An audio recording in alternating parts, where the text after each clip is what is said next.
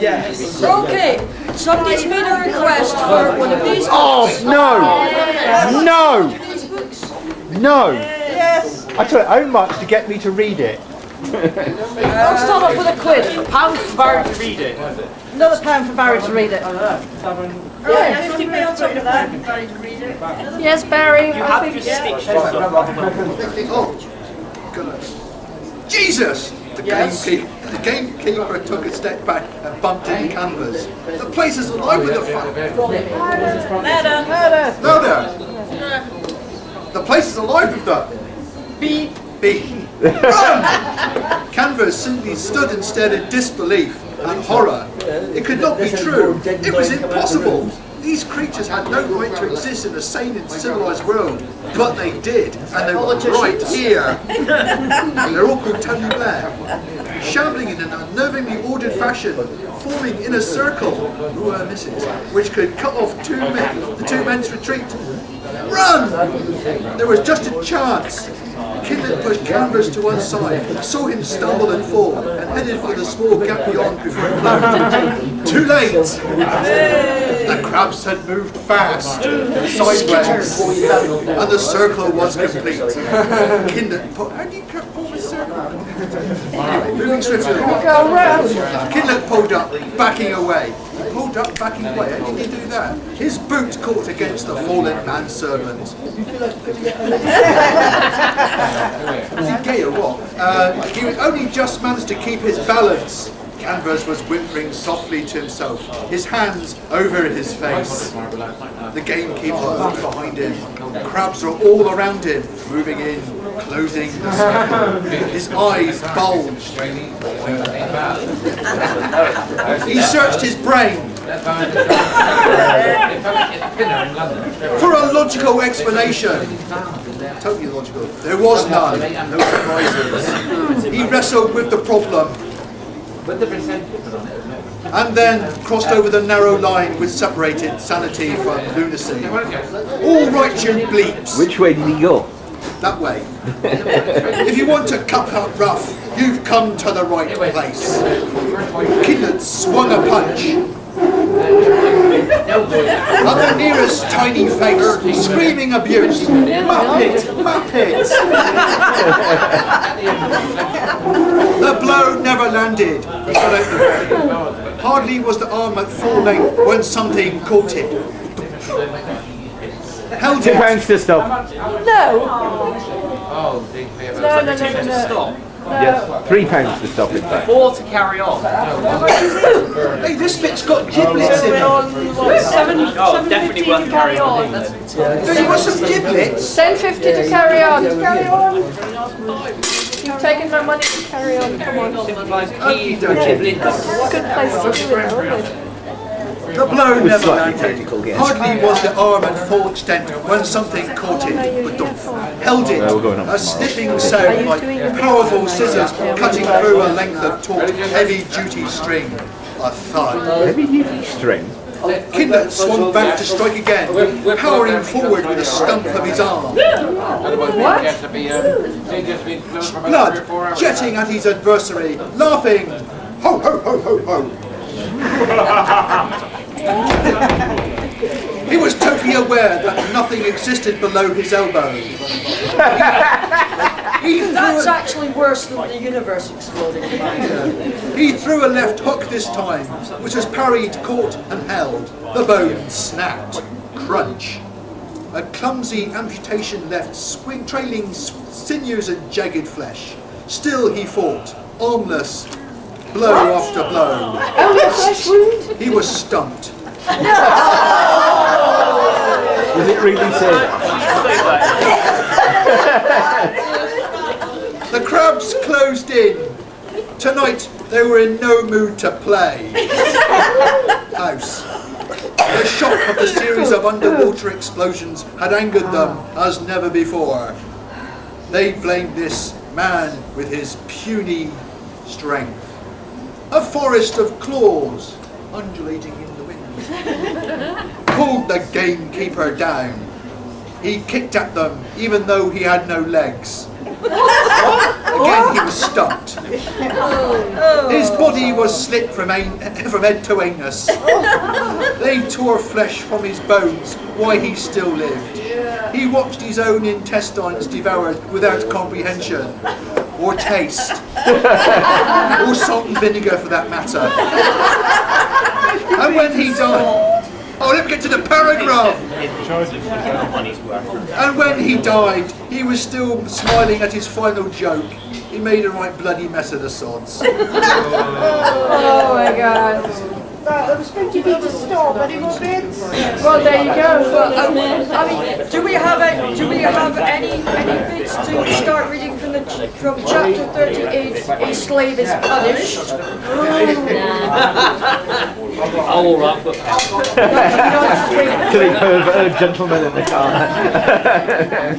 Oh, Richard.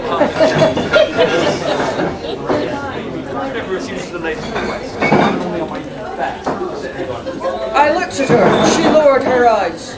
Fetch me a coiled rope, I told her. And then get on all fours.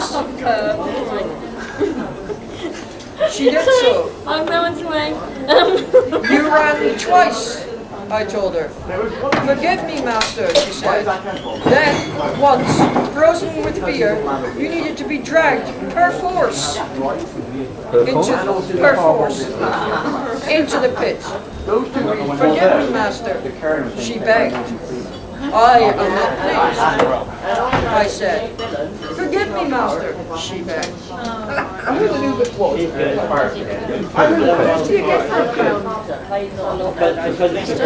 there's some really cool names here.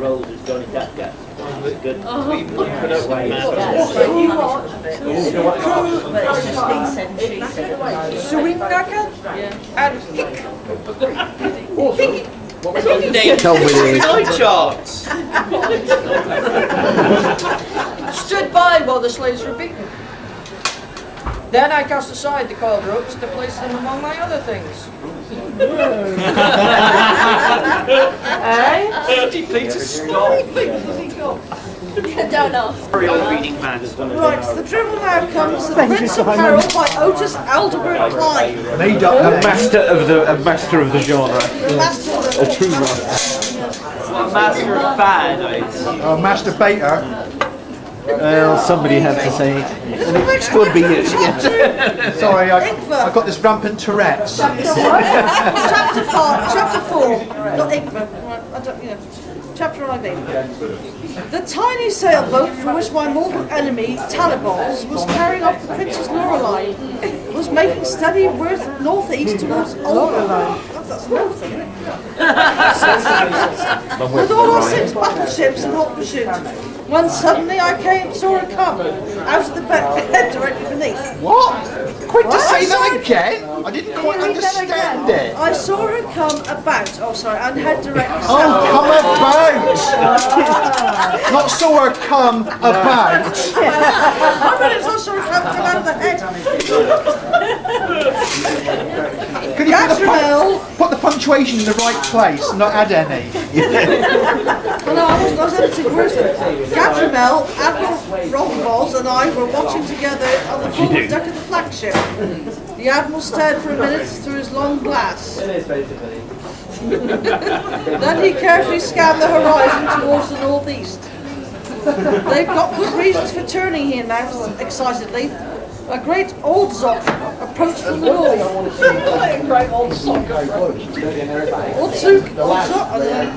He passed the glass to Gatramel, who looked for a moment, and then with an exclamation of horror, flashed it onto me. When I had adjusted the glass to suit my vision, I saw the most fearsome sight. Not more than half a mile behind the mountains of the sailboat, and gaining rapidly a gigantic and terrible head, projected through the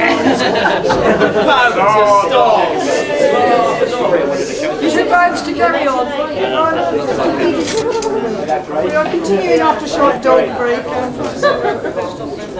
I'll read the last bit again. Not more than half half a mile behind the small sailboat and gaining on it rapidly, a gigantic and terrible head projected from the water, swinging on a thick arched net. The head alone was half as long as the sailboat it pursued, and although the body was submerged, I could see at intervals of 15 to 20 feet sharp spines flashing intermittently above the waves to a distance of fully 100 feet behind the head. Of course, I've got a different idea of A lot of Spike fans like it. Do you think we can save them, Rob Voss? Asked Ladrimal. We can't try, Highness, replied the Admiral. It is doubtful. He turned the captain to the boat. All the metal crews to start firing on the old dock. All troops, sorry. And signal all others to the captain to do likewise. Brought to you by the letters The S captain shouted his orders. by the letters SX and the And numbers the 9 moment and later, 6. the din of those rapid-fire weapons was terrific. From the high forward deck, our signalman, meanwhile, busied himself 700 feet with 2 loose discs, one red, the other yellow. The other ships immediately opened fire with their mattocks, adding to the deafening noise. By the way, it's some sort of cannon, not an element for digging ditches. Yeah. In case you were confused. The other ships immediately opened fire with their mattocks, adding to the deafening noise which our own ship started. Oh, come on. Yeah. We were approaching closer to the marine monster now, as the path of the fishing boat had crossed our own. I could see the old troop turn from time to time, snapping at the struggling mattock projectiles with their spiny ridges undulating scaly body, which was a shimmering bluish-green in colour. The head and neck were a brilliant shade of yellow, except where neck and shoulders joined. For at this point, a broad band of scarlet formed a flaming ring, a danger signal, for which all creatures might beware. Yes, the only good thing. Never pass the stop.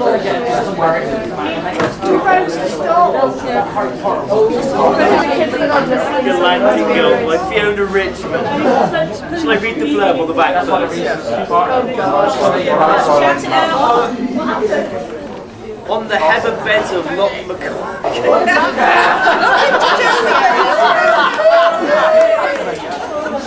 Sweet Peggy Sue Entertainer, spaceman lover, in the Moscow Gremlin, arbitrary fat man and his sexy psychic Ravinsky, of the universe. And this is only the beginning of Fiona's super sizzling, ultra climactic Galactic Girl. Remember,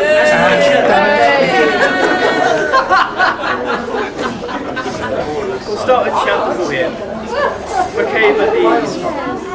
The house on Loch McCock shuddered as the roof caved in. Violet, peeling potatoes at the time, screamed as the large pieces of plaster showered around her.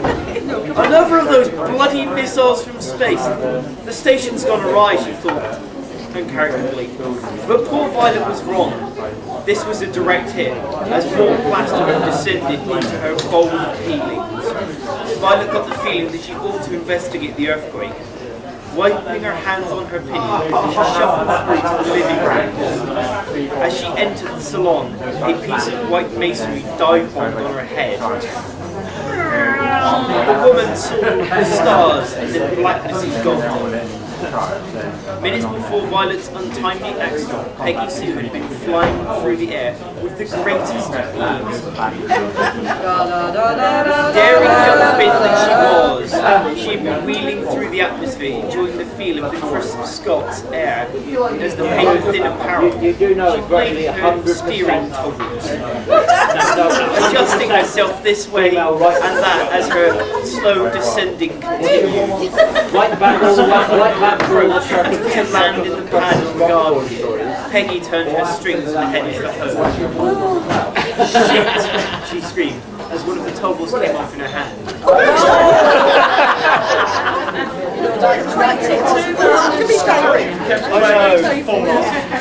Hard to stop.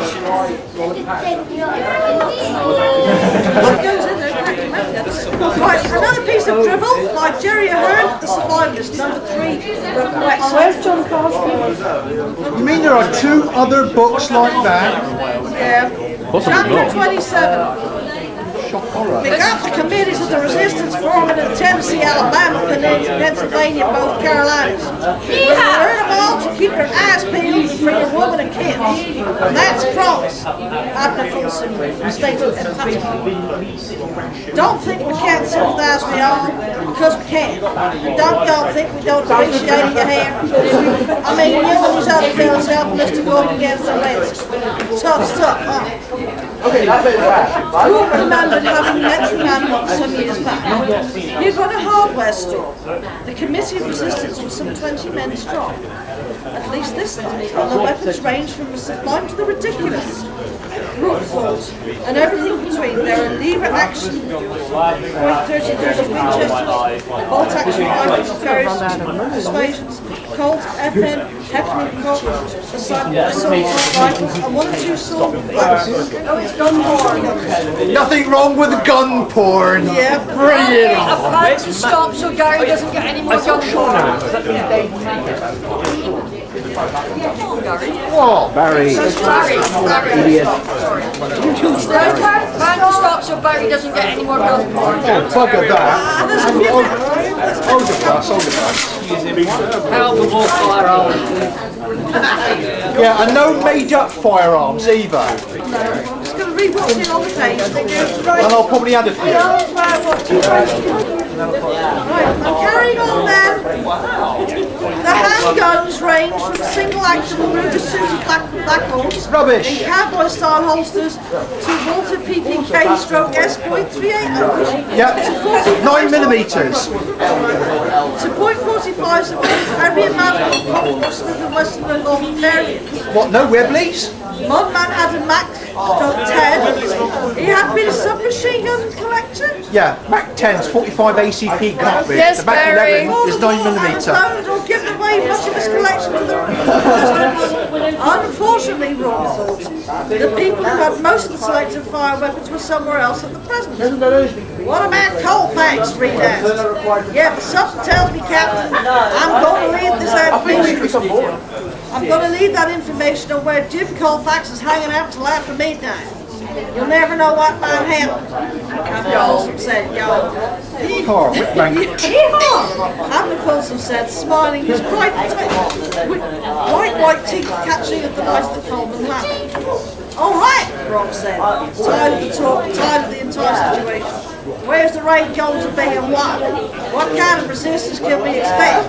How did we get there, you know? All that standard rules. I'll plan to stop because there's no more gun porn. What's that? Sorry.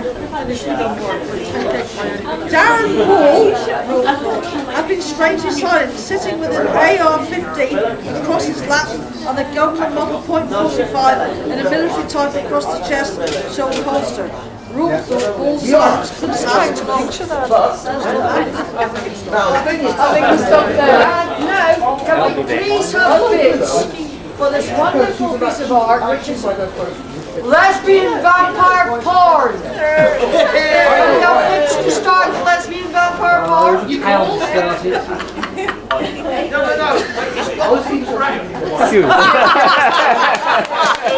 Can we have bids for people to act it out? No, sorry, my bad. Lesbian vampire porn over there. And of course we're getting Chris to read it so it can be really fast. Apparently now I am designated filth reader. Check those people over there. Wasn't too bad with the other ones. No, but that's lesbian vampire porn. This is Vampire porn with men in it. Remember, Shall I speak the blurb on the back foot? yeah, go on. Flesh and Blood by John Arnes. Speak up, speak up. They hunt shadows of the night, spoken only in rumours and whispers. Vampires, ancient, powerful creatures of magic, hunger for flesh and blood. Detective Liam McLean. Can you hear him? You wait till I add Joy start reading stuff inside the book. Detective Liam McClint is tough, beautiful, and thinks she's seen it all. Girls are going missing, but Leah can hardly concentrate on the case because her new boss is a tough, cold lesbian who hates and wants. So she roams the streets and clubs at night, giving herself to strange men in a desperate attempt to ease her desire, gripping her body and soul. In the depths and darkness of night, a ghostly figure takes her, punishes her, and promises her she will come to him, kneel at his feet, and call him master. Whetting your appetite yet? I like the anti-porn goggles as well. If it gets too much, I can put goggles. Steam out. We have boxing gloves as well.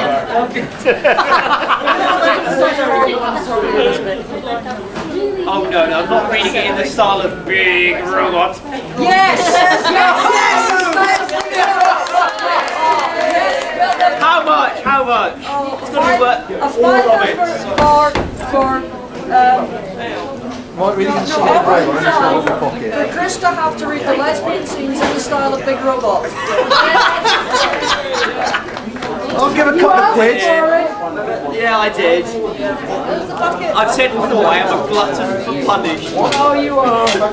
Still, then again, you lot are paying for it. So technically, you lot are gluttons for punishment. Money. Leah, thank you. Just read the lesbian bits, read the normal bits. Oh God. Leah thought of things to say, and a little rush of heat swept through her belly into